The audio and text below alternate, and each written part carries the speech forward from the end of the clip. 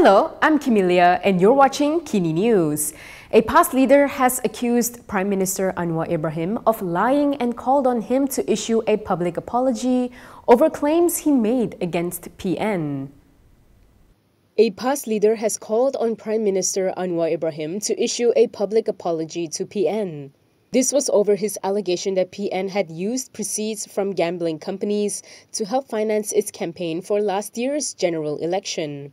Past Information Chief Khairil Nizam Khirudin said this following Minister in the Prime Minister's Department Azalina Othman Said's remark that the MACC was unable to verify the claims. Khairil said the answer by the minister clearly shows that the Pakatan Harapan and BN government led by Anwar is lying.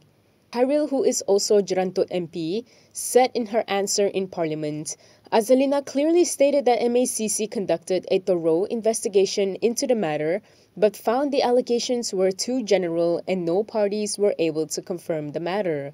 He added that the fact that Anwar made the claims just weeks after coming into office clearly showed this. With this, he urged the Prime Minister to issue a public apology over the slander and lies against PN.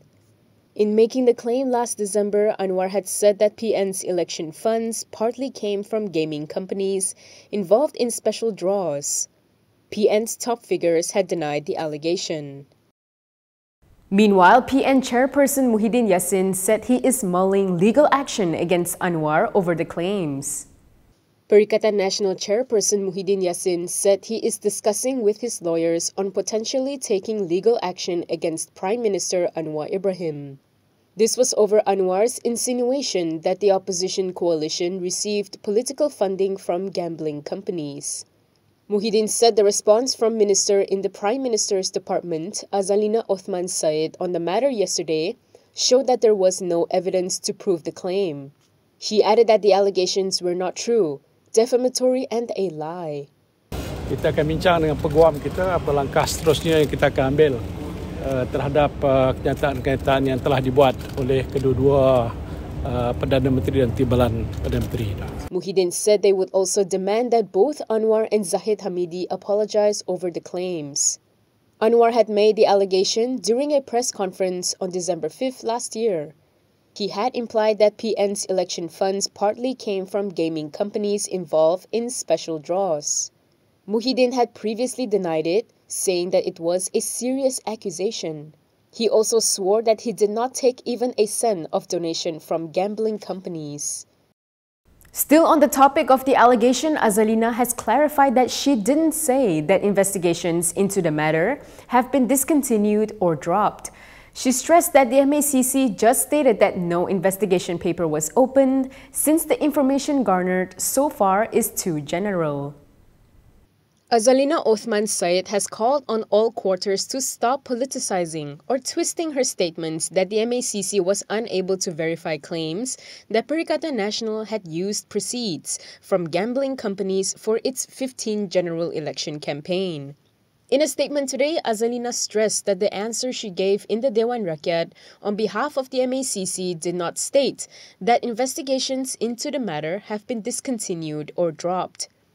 She said the MACC just stated that no investigation paper was opened since the information garnered thus far is too general.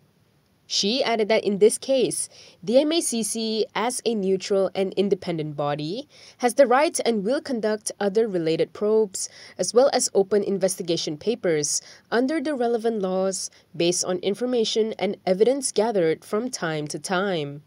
Elaborating, Azalina said that aside from MACC, other agencies such as the police and the Inland Revenue Board are also empowered to probe crimes committed by any entity. She added that Malaysian law does not have any time limit to initiate action on any criminal case. Therefore, Azalina said it is unfair for any quarters to politicize or twist the answers she gave to Pasir Mas MP Ahmad Fadli Shari in this case or make baseless accusations against the Prime Minister. DAP veteran Lim Kit Siang has called out Faisal Azumu over his recent defense of past President Abdul Hadi Awang's racial rhetoric. Lim said Faisal is very wrong in his reasoning for the remarks. Past President Abdul Hadi Awang has no reasons for his claims against the DAP, and that is why he hasn't been able to substantiate his wild allegations against the party for the past 6 months.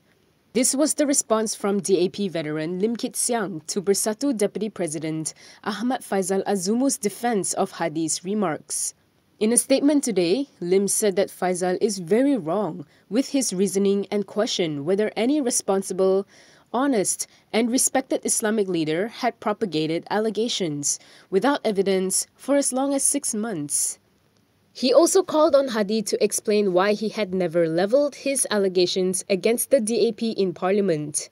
Lim said Malaysia is categorized as a less polarized country with deep divisions in the Edelman Trust Barometer Global Report 2023, and as such, efforts must be taken to ensure the country does not become extremely divided.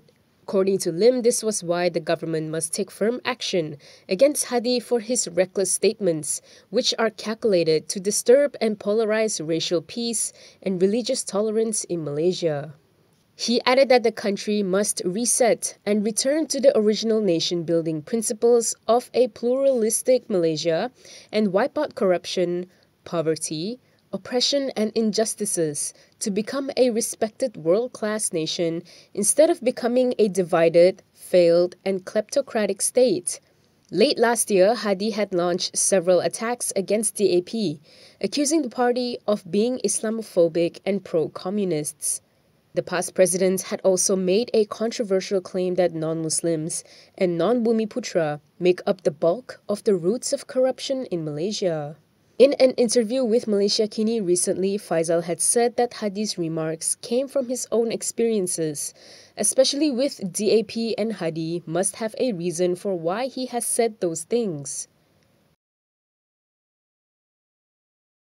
UMNO Supreme Council member Ahmad Maslan has urged all parties to stop the polemics surrounding his statement, calling on UMNO members to support DAP candidates contesting in the upcoming state elections.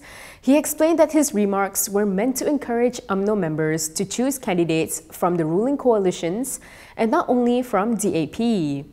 Ahmad added that they are all in one team and have to help each other. Previously, Ahmad had reportedly urged UMNO supporters to vote for DAP candidates in the upcoming 6 state elections, as the party is now part of the federal government. His remarks had courted brickbats from various quarters, including from fellow UMNO members. Deputy Finance Minister Ahmad Maslan said the granting of subsidies to the wealthy is a mistake which needs to be corrected. He said the present government is addressing the issue so that it is fair to the people, especially the B40. In a press conference today, Ahmad also questioned which country in the world gives subsidies to the rich. He added that the government is formulating the implementation of targeted subsidies so that the T20 will not be suddenly affected. Earlier, Prime Minister Anwar Ibrahim had said that those in the high-income group, such as the T20, should not be receiving the benefit of electricity and Hajj subsidies. Anwar said the central database hub will be used to manage and coordinate the distribution of subsidies to those who are eligible for it. A police report has been lodged against a group claiming to be heirs to the Sulu Sultanate. The report was lodged by the DG of the Prime Minister's Department Legal Affairs Division. A police report has been lodged against a group of people claiming to be the heirs of the Sulu Sultanate. The report was lodged by the Director General of the Prime Minister's Department's Legal Affairs Division, Khairil Nizam Khirudin, at the Putrajaya District Police Headquarters. The report was made following a claim filed by the group through a notice of arbitration submitted to the Malaysian government on July 30th, 2019, involving an estimated claim exceeding $32 billion. According to a statement by the JPM Special Secretariat, the Director General lodged the report because the claim is a threat to national security. It added that the objective of the police report filed was on elements of economic sabotage and threats to national security through the aggressive actions of the claimants, believed to be complicit in abusing the international arbitration process. It added that following the Lahad Datu invasion, the Malaysian government had also declared the Royal Sulu Force as a terrorist entity involved in the tragedy in Sabah in 2013.